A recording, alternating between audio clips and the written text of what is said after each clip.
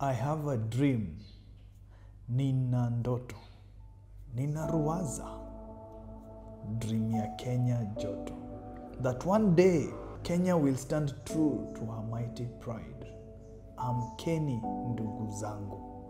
Tufanye sote bidii. Na tujikomboe, tujinasue minyororoni. Tuwe tayari kuilinda taifa letu, Kenya. Ninatafakari one day, mabarubaru wenzangu hawatatumika tena vibaya, kupotosheka na kujitambulisha kikabila, kimakundi, kijamii, kirangi au kiasilia.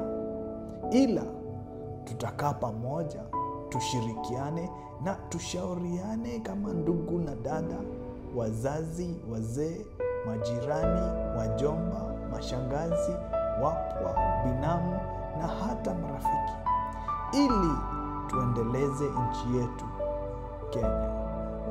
Nina dream that one day watoto wetu, vizazi na wajukuu, vitukuu na vilembwe wataishi Kenya hii bila nukshi na kasumba za madharau, kiburi, ukabila, ubaguzi wa kijinsia, hadhi, asilia, utajiri, umaskini au tabaka, ila kwa heshima na hadhi zao.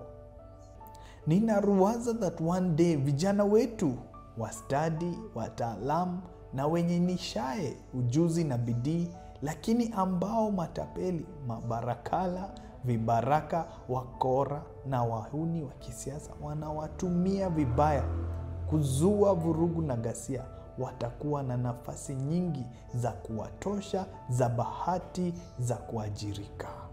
Nina ndoto kuwa one day madaktari, wauguzi na watabibu kwa jumla, walimu, mafundi na wataalamu wengine wote wafanye kazi na jua kali pamoja na Wakenya wote ambao wanateseka na kutaabika kutokana na uongozi mbaya, ufisadi na ukandamizaji. Watajivunia kazi zao, mishahara na mapato ya kujivunia, wala si mapato ya kijungujiko kwa sababu ya uongozi mbovu.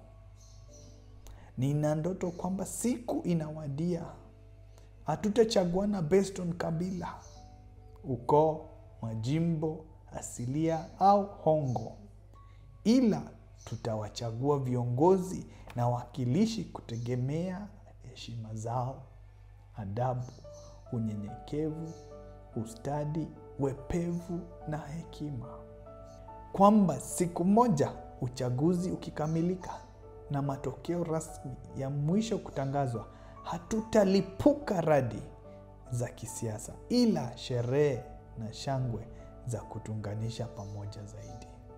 Nina ndoto kwamba one day viongozi, hasa wanasiasa na wazee wetu wanaobobea sasa katika madimbu ya ulahai, uongo, ulafi, kiburi na chuki, watakuwa waaminifu, wastahaki, wanyenyekevu, waadilifu, wazalendo na watumishi wanyoovu wa umma, wala si nyang'ao walao vibovu vyao.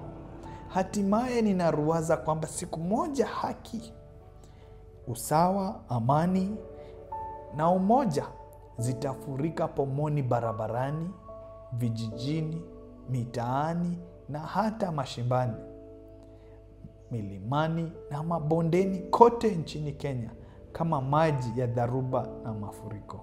Kwamba siku moja Kenya yetu itasimama imara tena na kujivunia amani kamili, udhabiti na ufanisi.